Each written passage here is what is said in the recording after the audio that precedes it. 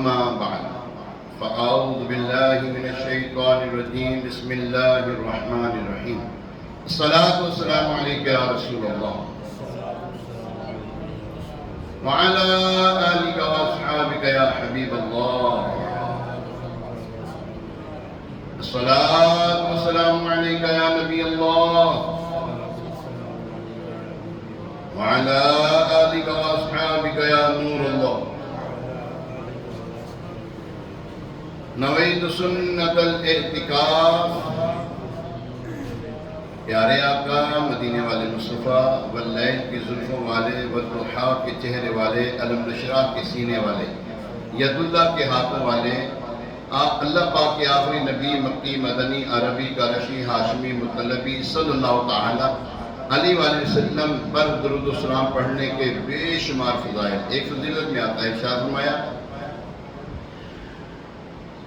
جو مجھ پر ایک دن میں 1000 مرتبہ درود پاک پڑھے مرے گا نہیں جب تک کہ جنت میں اپنی جگہ نہ دیکھ لے. اللہ کریم ہمیں بھی قسمت کے ساتھ درود و سلام پڑھتے رہنے کی توفیق عطا فرمائے.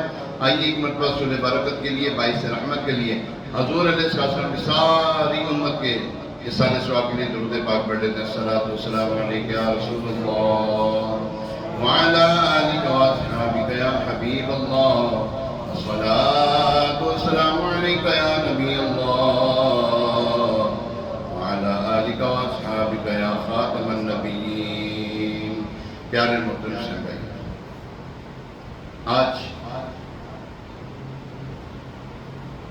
14 جون 2024 بمطابق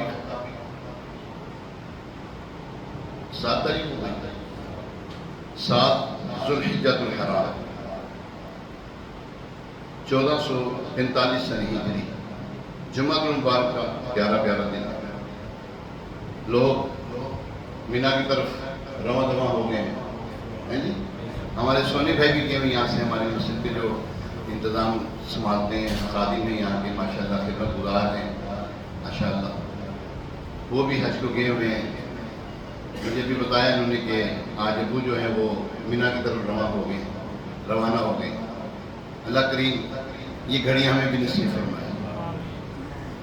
کیا بات ہے، مینا مزدلفہ پھر عرفات پھر بہاری بہار، کیا شان. اللہ اکبر. قربانی کے حوالے سے آئیے آپ کی خدمت میں حضرت ابراہیم علیہ السلام نے ذوالحجۃ الحرام کی 8ویں رات ایک خواب دیکھا جس میں کوئی کہنے والا کہہ رہا ہے بے شک اللہ تعالیٰ تمہیں اپنے بیٹے کو ذبح کرنے کا حکم دیتا ہے. آپ صبح سے شام تک اس بارے میں غور فرماتے رہیں کہ یہ خواب اللہ کی طرف سے ہے یا شیطان کی جانب سے. اسی لیے 8 ذوالحج کو یوم الترویہ کہتے ہیں، یعنی سوچ بچار کا دن، یوم ترویہ. 9ویں رات پھر وہی خواب دیکھا. اس کو یقین کر لیا کہ یہ حکم اللہ تعالیٰ ہی کی طرف سے ہے، اس لیے 9 ذوالحج کو یوم عرفہ کہتے ہیں. 9 ذوالحج کو یوم عرفہ یعنی پہچاننے کا دن کہتے ہیں. 10ویں رات آپ علیہ السلام نے پھر وہی خواب دیکھا اور اس کے اوپر عمل کرنے کے لیے اپنے بیٹی کی قربانی کا پکا ارادہ فرما دیا، جس کی وجہ سے 10 ذوالحج کو یوم النحر یعنی قربانی کا ذبح کرنے کا دن کہتے ہیں. 10 ذوالحج کو کیا کہتے ہیں؟ یوم النحر، قربانی کا دن، ذبح کا دن کہا جاتا ہے. اللہ تعالیٰ کے حکم پر عمل کرتے ہوئے بیٹی کی قربانی کے لیے حضرت ابراہیم علیہ السلام جب اپنے پیارے بیٹے حضرت اسماعیل علیہ نبینا علیہ السلام کو، جن کی عمر اس وقت 7 سال یا 13 سال یہ سے تھوڑی زائد یا کم تھی، سال لے کے چلا. شیطان ان کی جان پہچان والے ایک شخص کی صورت میں ظاہر ہوا اور پوچھنے لگا اے ابراہیم کہاں کیا ارادہ ہے؟ آپ نے جواب دیا ایک کام سے جا رہا ہوں. اس نے پوچھا کیا کام؟ کیا اسماعیل کو ذبح کرنے جا رہے ہو؟ حضرت ابراہیم علیہ السلام نے فرمایا کہ تم نے کبھی دیکھا کسی باپ کو اپنے بیٹے کو ذبح کرتا ہو؟ کہنے لگا ہاں جی ہاں دیکھ رہا ہوں، آپ کو دیکھ رہا ہوں کہ آپ اسی کام کے لیے جا رہے ہیں. اچھا آپ یہ سمجھتے ہیں کہ اللہ تعالیٰ کا یہ حکم ہے آپ کو؟ ہاں. حضرت ابراہیم علیہ السلام نے فرمایا اگر اللہ نے مجھے اس بات کا حکم دیا ہے تو میں اس کی فرما برداری کروں گا. یہ حضرت ابراہیم علیہ السلام نے یہ شیطان کو جواب ارشاد فرمایا. اچھا شیطان یہاں سے مایوس ہوا، وہ حضرت اسماعیل علیہ السلام کی والدہ کے پاس آیا، حضرت ہاجرہ رضی اللہ تعالی عنہ کے پاس آیا اور ان سے پوچھا ابراہیم اسماعیل کو کہاں لے کر گئے ہیں؟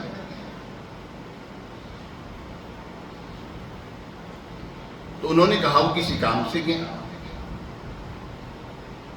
حضرت ہاجرہ رضی اللہ تعالیٰ عنہ کو کہنے لگا شیطان تمہیں معلوم ہے وہ اپنے بیٹے کو ذبح کرنے جا رہے ہیں؟ آپ فرمانے لگی کہ اب باپ بھی کبھی بیٹے کو ذبح کرتا ہے؟ تو شیطان نے کہا کہ وہ کہتے ہیں کہ اس کا حکم اللہ تعالیٰ نے مجھے دیا ہے، اللہ نے حکم دیا. تو فرمایا اگر اللہ نے حکم دیا تو وہ پورا کریں گے، پھر وہ پورا کریں گے. کہ یہاں سے مایوس ہو کر شیطان جو ہے اسماعیل علیہ السلام کے پاس آیا. انہیں بھی اسی طرح بہکانے کی کوشش کی، لیکن انہوں نے بھی یہی جواب دیا کہ اگر میرے ابو جان اللہ پاک کے حکم پر مجھے ذبح کرنے کے لیے لے جا رہے ہیں تو بہت اچھا کر رہے ہیں. سبحان اللہ. جب شیطان باپ بیٹے کو بہکانے میں ناکام ہوا تو جمرے کے پاس آیا. حضرت ابراہیم علیہ السلام نے اسے 7 کنکریاں ماری. کنکریاں مارنے پر شیطان آپ کے رستے سے ہٹ گیا. یہاں سے نامراد ہو کر شیطان دوسرے جمرے پر گیا. فرشتے نے دوبارہ حضرت ابراہیم علیہ السلام سے کہا کہ اسے ماریے، پھر ماریے. آپ علیہ السلام نے اسے 7 کنکریاں پھر ماری تو اس نے رستہ چھوڑ دیا. اب شیطان تیسرے جمرے کے پاس آیا. حضرت ابراہیم علیہ السلام نے فرشتے کے کہنے پر ایک بار پھر 7 کنکریاں ماری تو شیطان راستہ چھوڑ دیا. شیطان کو 3 مقامات پر کنکریاں مارنے کی یاد باقی رکھی گئی اور آج بھی حاجی ان 3 جگہوں پر کنکریاں مارتے ہیں.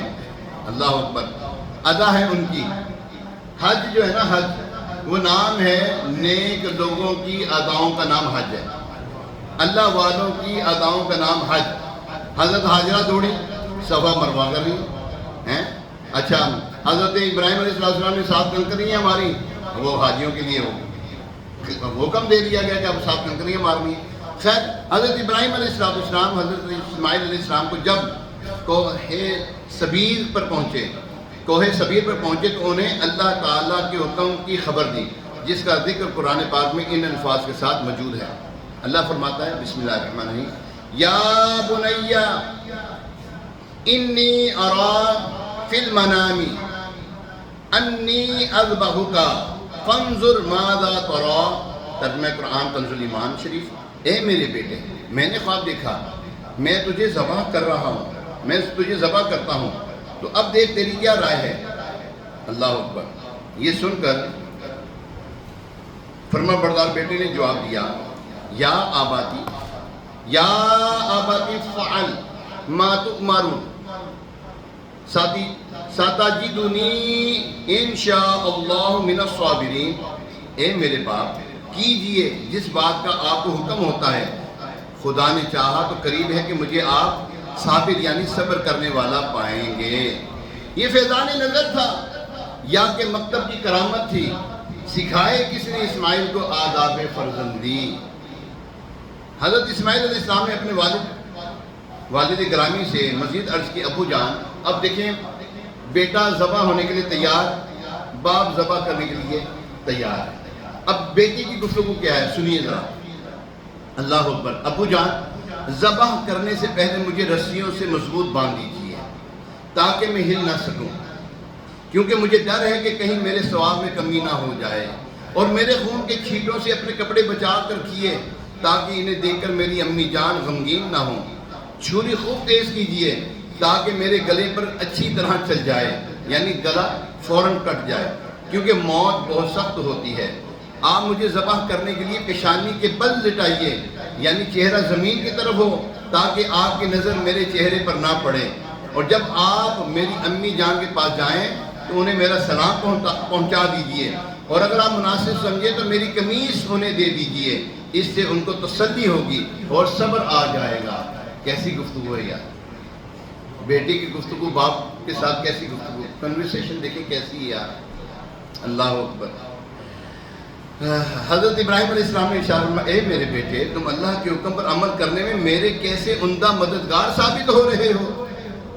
پھر جس طرح حضرت اسماعیل علیہ السلام نے کہا ان کو اسی طرح باندھ دیا گیا. اپنی چھری تیز کی، حضرت اسماعیل علیہ السلام کو پیشانی کے بل میں لٹا دیا، ان کے چہرے سے نظر ہٹا دی اور ان کے گلے پر چھری چلا دی، لیکن چھری نے اپنا کام نہ کیا، یعنی گلا نہ کاٹا۔ اس وقت حضرت ابراہیم علیہ السلام پر وحی نازل ہوئی، جس کا تذکرہ جو ہے قرآن پاک میں کچھ یوں ہے، ترجمہ قرآن کنز ایمان، اور ہم نے اسے ندا فرمائی کہ اے ابراہیم بے شک تو نے خواب سچ کر دکھایا، ہم ایسا ہی صلہ دیتے ہیں نیکوں کو، بے شک یہ روشن جانچ تھی اور ہم نے ایک بڑا ذبیحہ اس کے فدیے میں دے کر اسے بچا لیا۔ سبحان اللہ۔ پیارے محترم صاحب، حضرت ابراہیم علیہ السلام نے جب حضرت اسماعیل علیہ السلام کو ذبح کرنے کے لیے زمین پہ لٹایا تو اللہ تعالیٰ کے حکم سے حضرت جبریل امین علیہ السلام بطور فدیہ جنت سے ایک مینڈھا یعنی دمبا لیے تشریف لائے اور دور سے اونچی آواز میں پکارا، اونچی آواز میں فرمایا اللہ اکبر اللہ اکبر۔ جب حضرت ابراہیم علیہ السلام نے یہ آواز سنی تو اپنا سر آسمان کی طرف اٹھایا اور جان کے کہ اللہ تعالیٰ کی طرف سے آنے والی آزمائش کا وقت گزر چکا ہے، کامیاب ہوگا، اور بیٹے کی جگہ فدیے میں مینڈھا بھیجا گیا ہے، لہذا خوش ہو کر فرمایا لا الہ الا اللہ واللہ اکبر۔ جب حضرت اسماعیل علیہ السلام نے یہ سنا تو فرمایا اللہ اکبر وللہ الحمد۔ اس کے بعد سے ان تین پاک ہستیوں کی مبارک ادائیں، مبارک زبان سے نکلنے والے الفاظ کی ادائیگی قیامت تک کے لیے سنت قائم کر دی گئی، قیامت تک کے لیے جاری اور ساری ہے۔ اور جب تک کب پڑھتے ہیں ہم، کب پڑھتے ہیں اللہ اکبر لا الہ الا اللہ واللہ اکبر وللہ الحمد، کب پڑھتے ہیں ہم ہیں جی؟ کب سے شروع ہوتی ہے یہ؟ کتنے دن رہتی ہے ہیں جی؟ 9 ذی الحجہ سے شروع ہوتی ہے اور کب تک رہتی ہے؟ 13، ہاں 13 کی عصر تک، 9 کی فجر سے لے کر 13 کی عصر تک کیا پڑھتے ہیں ہم؟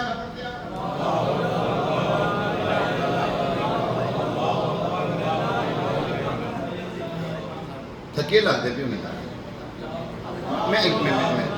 میں پڑھتا ہوں، میرے ساتھ پڑھیں اللہ اکبر لا الہ الا اللہ اللہ اکبر وللہ الحمد۔ اب پڑھیں ذرا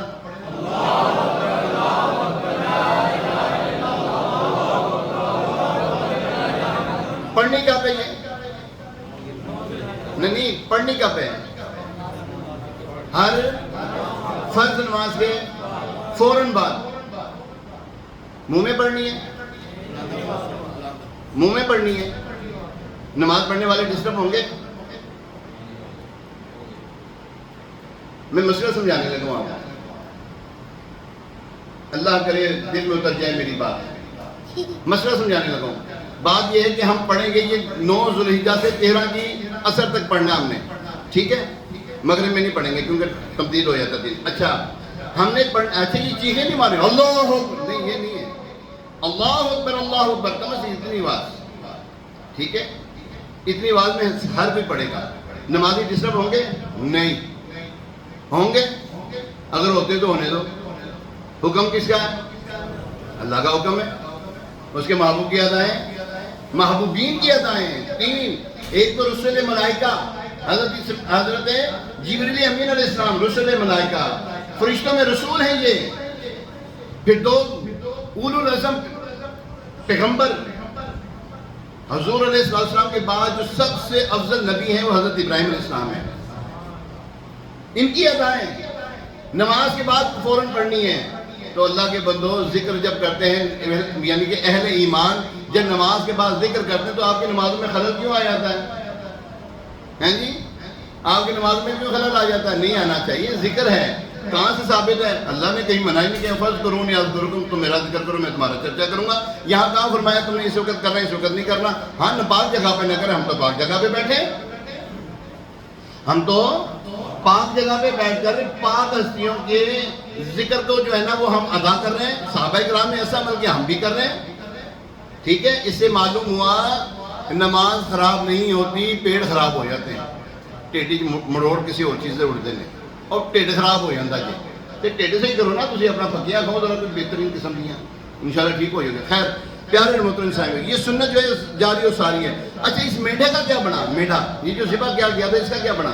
آئیے اس کے بارے میں بھی سنتے ہیں۔ حضرت ابراہیم علیہ السلام نے جب حضرت اسماعیل علیہ السلام کے فدیے میں جو مینڈا یعنی دمبا ذبح فرمایا تھا، اس کے بارے میں اکثر مفسرین کا کہنا یہ ہے وہ مینڈا یعنی دمبا جنت سے آیا تھا۔ یہ وہی مینڈا تھا جس کو حضرت آدم علیہ السلام کے بیٹے حضرت حابیل رضی اللہ تعالیٰ عنہ کی قربانی میں پیش کیا گیا تھا۔ حضرت حابیل، ایک قابیل اور ایک حابیل، پتہ کس طرح لگے گا دونوں میں نیک کون تھا؟ پتہ کیسے لگے گا؟ میں آپ کو ایک کلیہ بتا دیتا ہوں۔ قابیل کاف سے ہے قتل کرنے والا، حابیل ہاں سے ہے ہلاک ہونے والا۔ قابیل قتل کرنے والا نافرمان، حابیل یہ اللہ تبارک و تعالیٰ کے جو ہے وہ نیک بندوں میں شامل ہوئے۔ انہوں نے اپنے آپ کو جو ہے نا وہ کوئی ایسا مزاحمت نہیں کی کہ میں بھی تیرے ساتھ لڑوں گا، تو یہ کر رہا تو میں بھی یہ کروں گا، نہیں، آپ نے بیک فوٹ ہو گئے۔ اللہ اور اس کے رسول پہ راضی رہے، حضرت آدم علیہ السلام پر جو ان کا فیصلہ تھا انہی کے فیصلے کے اوپر رہے۔ خیر پیارے محترم صاحب، حضرت حابیل رضی اللہ تعالیٰ نے قربانی میں جو پیش کیا تھا یہ وہ مینڈا تھا۔ اس مینڈے کا گوشت پکایا نہیں گیا بلکہ اسے درندوں یعنی پہاڑ کھانے والے جانوروں اور پرندوں کی جو ہے ان کو کھلا دیا گیا۔ حضرت سفیان بن عیینہ رحمۃ اللہ تعالیٰ علیہ فرماتے ہیں اس مینڈے یعنی دمبے کی سینگ عرصہ دراز تک کعبہ مشرفہ میں رکھے رہے، یہاں تک کہ جب کعبہ مشرفہ کو آگ لگی تو وہ سینگ بھی جل گئی۔ کعبہ مشرفہ کو آگ لگ گئی، جی ہاں، کیسے لگی؟ آئیے سنتے ہیں۔ کعبہ مشرفہ میں آگ لگنے اور اس میں سینگ جل جانے کے تعلق سے سوانح کربلا میں دیے ہوئے مضمون کی روشنی میں کچھ عرض کرتا ہوں۔ نواز رسول، سبت رسول، حضرت امام علی مقام، امام عرش مقام، امام کشرا کام، امام حمام، امام حسین رضی اللہ تعالیٰ عنہ کی شہادت کے تقریباً 2 سال بعد یزید پلید نے مسلم بن عقبہ کو 12,000 یا 20,000 فوجی دے کر مدینہ منورہ پر حملہ کرنے کے لیے بھیجا۔ ظالم یزیدیوں نے مدینہ شریف میں بے انتہا خون ریزی کی۔ 7,000 صحابہ کرام علیہ رضوان سمیت 10,000 سے زائد افراد کو شہید کیا گیا۔ اہل مدینہ کے گھر لوٹ لیے گئے، انتہائی شرمناک حرکتیں کی گئیں، یہاں تک کہ مسجد نبوی علیہ صاحب صلاۃ والسلام کے ستونوں یعنی پلرز کے ساتھ گھوڑے باندھ گئے۔ پھر یہ فوج مکہ مکرمہ پہنچی، منجنیق کے ذریعے جو پتھر پھینکنے کا آلہ ہوتا ہے اس کے ذریعے پتھر برسائے، اس سے حرم شریف کا صحن مبارک پتھروں سے بھر گیا۔ مسجد الحرام کے ستون پلر شہید ہو گئے۔ کعبہ مشرفہ کے غلاف شریف اور چھت مبارک کو ان ظالموں نے آگ لگا دی۔ کعبہ معظمہ کی چھت پر حضرت اسماعیل علیہ السلام کے فدیے میں قربان ہونے والے جنتی دمبے کے جو مبارک سینگ تبرک کے طور پر محفوظ تھے وہ بھی اس آگ میں جل گئے۔ جس روز یعنی 15 ربیع الاول 64 سنہ ہجری جو کعبہ مشرفہ کی بے حرمتی ہوئی تھی، اسی روز ملک شام کے شہر حمص میں یا امس میں 39 سال کی عمر میں یزید پلید اپنی کرتوتوں کے بعد مر گیا۔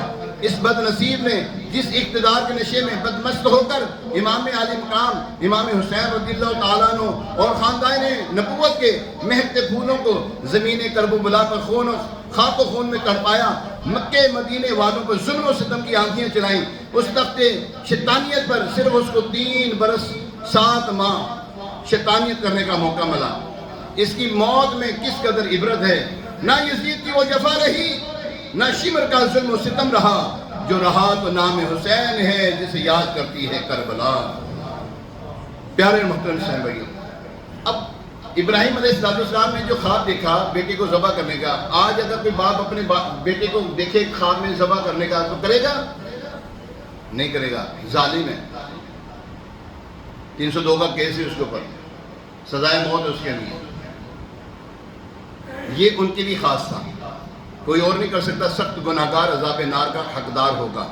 اور یہ جو قربان یہ جو تھی نا، یہ جو خواب میں جو معاملہ ہوتا ہے، انبیاء کرام کا جو خواب ہوتا ہے نا، یہ وحی ہوتی ہے قسم کی، ٹھیک ہے، اور یہ وحی الہی کی طرف سے ہوتا ہے۔ یہ حضرات ان حضرات کا امتحان تھا۔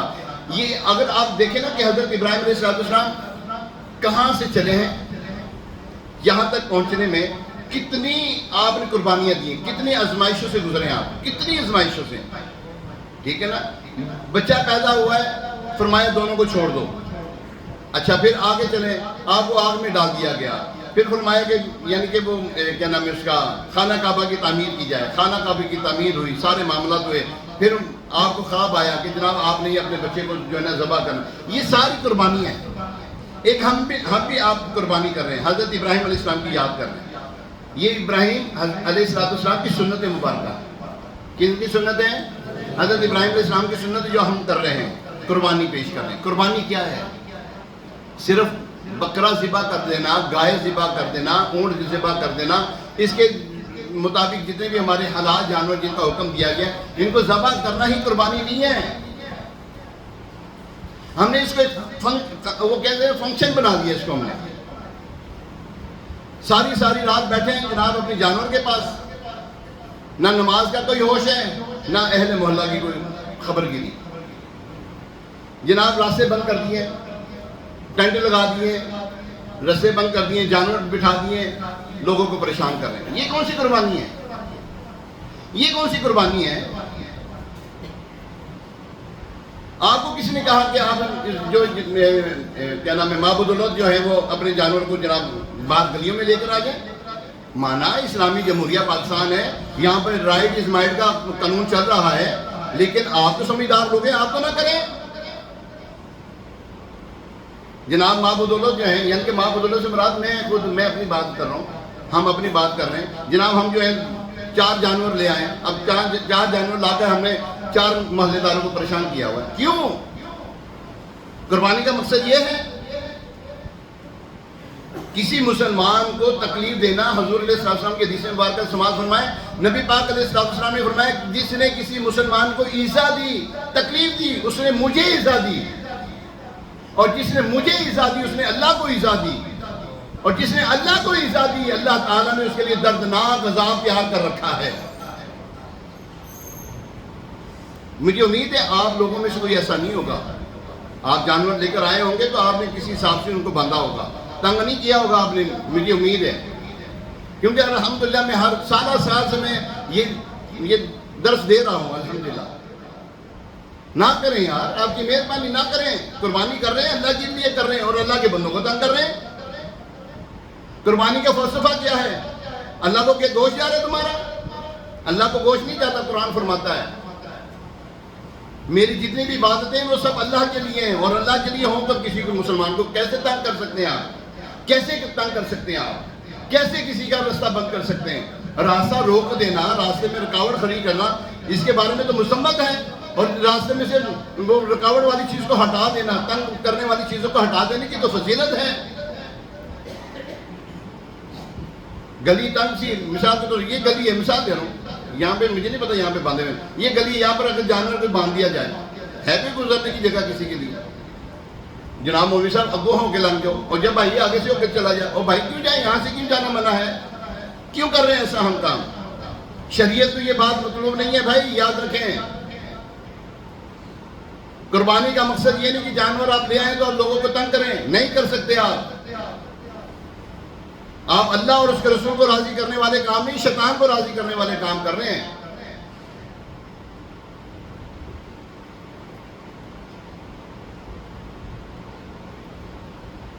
جانور باہر بندھا ہوا ہے, ساتھ ایک کولر لگا ہوا ہے, اور پانی والا کولر, وہ چلنے والا پنکھے والا کولر. جناب وہ اوور فلو ہو گیا ہوا ہے, اوور لوڈ ہو گیا ہوا ہے, پانی گر رہا ہے, نیچے گلازت پڑی ہے, پانی بھی گر رہا ہے, گلازت ساری کٹی وہ ہو رہی ہے, سارے ناپاک کام ہو رہا ہے. یہ من چلے لڑکے جو ہیں, ہماری نوجوان نسل کہاں جا رہی ہے, کس طرف جا رہی ہے, اور ہم کیوں نہیں روک رہے؟ یاد رکھیں بلغوا انی ولو آیا, او کما قال علیہ السلام, نبی پاک علیہ السلام نے فرمایا پہنچا دو میری طرف سے خواہ ایک آیت ہی کیوں نہ ہو. آپ سب پر, ہم سب پر یہ ضروری ہے کہ ہم مسلمان کو سمجھائیں. قرآن فرماتا ہے تم میں سے ایک ایسی جماعت ہونی چاہیے جو نیکی کا حکم دے اور برائی سے منع کرے. جماعت کا مطلب یہ نہیں کہ جناب بہت بڑی پروپیگنڈا, وہ کیا کہتے ہیں, وہ بہت بڑی تحریک ہو کوئی بورڈ. آپ 2 افراد بھی ہیں, آپ اکیلے بھی بہت بڑی تحریک ہے, ایک انسان بہت بڑی تحریک ہوتا ہے. روکیں آپ نہ, بھائی یہ کیا کر رہے ہیں, نہ کریں. آپ باندھنا ہے اپنی دیوار کے بالکل ساتھ کر کے باندھیں, راستہ گزرنے کا دیں, نہ تنگ کریں کسی کو. ابھی دیکھ لیں، ابھی یہ قربانی ہونی ہے تو پھر علائشیں بڑی ہوں گی، بدبو بدبو بدبو بدبو بدبو بدبو ہونی ہے پھر بیچ میں لا کے ذبح کرتے ہیں. اور بھائی تم سائڈ پہ کر کے کر لو یار، اگر کرنا ہے سائڈ پہ کر لو یار. اندھا قانون چل رہا ہے تو تم تو نہ چلاؤ. کوئی نہیں سمجھتا تو آپ تو سمجھ جاؤ یار، نہ کرو کسی کے پر. لانے والے اگر کسی کے گھر میں جگہ نہیں، گنجائش نہیں، آپ کہیں جناب مولوی صاحب ہم کیا کریں، ہمارے پاس تو جگہ ہی کوئی نہیں ہے. تو ماں بزرگوں کو کس نے کہا تھا 10 دن پہلے لے کر آئے؟ کس نے کہا تھا؟ نہیں ہے نا جگہ. تنگ نہیں کرنا تو آپ آن دی اسپاٹ لے کر آئیں، مثال کو تو ایک رات پہلے لے آئیں. کسی نے کہا پہلے لا کر آپ کریں اس کے ساتھ معاملات، لوگوں کو تنگ کریں. اگر نہیں ہے تو گاڑی کہاں کھڑی کرتے ہیں؟ اپنی گاڑی کہاں کھڑی کرتے ہیں؟ اگر جگہ نہیں تو کیا کہاں کھڑی کرتے ہیں؟ اور 200 تو صحیح اسٹینڈ پہ کھڑی کرتے ہیں نا. کوئی ایسا انتظام کر دیں یار، کوئی محلے والوں نے کسی کے پاس ایسی جگہ وہاں پہ کھڑی کر دیں، اپنی جانوروں کو وہاں پہ کھڑا کر دیں. ہو سکتا ہے، سب کچھ ہو سکتا ہے. ہمارے بڑے کہتے ہیں کام نہ کرنے کے 100 بہانے، کام کرنے کے 100 طریقے بھی ڈھونڈو نا. اب 100 بہانے چھوڑ دو، 100 طریقے دیکھو آپ. تو یاد رکھیں قربانی ضرور کریں، ضرور کریں، بالکل کریں، بالکل کرنی چاہیے. جس کے پاس 1.5 لاکھ روپے نا اس وقت اس دور میں 1.5 لاکھ روپے جس کے پاس ہے، 1.5 لاکھ روپیہ. اچھا مثال کو تو گھر میں بہت بڑی LCD لگی ہوئی ہے، اتنی بڑی 1.5-2 لاکھ روپے کی LCD لگی ہوتی ہے نا. ہاں لگی ہوئی ہوتی ہے. ایسے بڑے انہوں نے وہ شو پیس لگائے ہوتے ہیں، 20-30 ہزار، پتہ نہیں کتنے ہزار کے لگے ہوئے ہوتے ہیں. گھر میں 1 سال ہو گیا سوٹ استعمال ہی نہیں ہوئے. 1 سال ہو گیا، آخری بات ہے، سوٹ استعمال ہی نہیں ہوئے. گھر میں برتن 1 سال ہو گئے استعمال نہیں ہوئے، ان کے اوپر زکوٰۃ ہوتی ہے؟ جی ہاں. اس کا مطلب یہ ضروریات زندگی سے بڑھ کر ہے آپ کے پاس یہ چیز. آپ کے پاس موبائل ہے، آپ کے پاس آئی پیڈ ہے، آپ کے پاس ایک اور موبائل ہے، پھر آپ کہتے ہیں جناب میرے پہ تو قربانی کوئی نہیں. وہ انہوں نے کہا دماغ سے رکھا ہے، یہ ان کو کسی لیے رکھا ہوا ہے بھائی. ہمارے پاس موبائل جو کم از کم بھی تو ہے نا 40-50 ہزار روپے کا، مثال دے رہا ہوں، نہیں تو اب تو بڑے مہنگے موبائل لوگ رکھتے ہیں. تو ہمارے پاس بڑی چیزیں ہیں، ہر ایک کے پاس ہے. عورت کے پاس بھی ہے، گھر والی ہے تو گھر والی کے پاس بھی ہے، تو مرد کے پاس بھی ہے. اور اب تو ماشاءاللہ ایسے بھی ہیں جن کے بچوں کے پاس بھی ہوتی ہیں. آپ کی مہربانی قربانی کریں، لازمی کریں، اس کے اندر ٹالا مٹول نہ کریں. یہ حضور علیہ السلام کے حدیث مبارکہ آخری پیش کرنے لگا ہوں. نبی پاک علیہ السلام نے فرمایا جس پر قربانی تھی اور اس نے قربانی نہ کی وہ ہماری عیدگاہ کے قریب نہ آئے، ہماری عیدگاہ کے قریب نہ آئے وہ. ٹھیک ہے پیارے محترم اسلامی، اللہ تبارک و تعالیٰ ہمیں ان باتوں کو سمجھنے کی توفیق عطا فرمائے. قربانی کا فلسفہ سمجھنے کے لیے مدنی چینل روزانہ جو ہے مدنی مذاکرہ ہوتا ہے، مدنی چینل پہ روزانہ مدنی مذاکرہ ہوتا ہے، اس کو ضرور دیکھا کریں. اس میں بڑی مسائل سکھائے جاتے ہیں. اللہ تبارک و تعالیٰ ہم کی توفیق عطا فرمائے. ہماری مسجد جامع مسجد فیضان مشتاق میں عید کی نماز 5:30 بجے ہے. 5:30 بجے جامع مسجد فیضان مشتاق میں عید کی نماز ہے. جو ہمارے اہل محلہ ہیں ان سے گزارش ہے کہ ہمارے پاس نماز عید عطا فرمائے. اللہ تبارک و تعالیٰ ہم کی توفیق عطا فرمائے. ابھی اذان ہوگی، اس اذان کے بعد سنتیں ادا کی جائیں گی. اس اذان کا جواب ہے، دوسری اذان کا جواب نہیں ہوتا.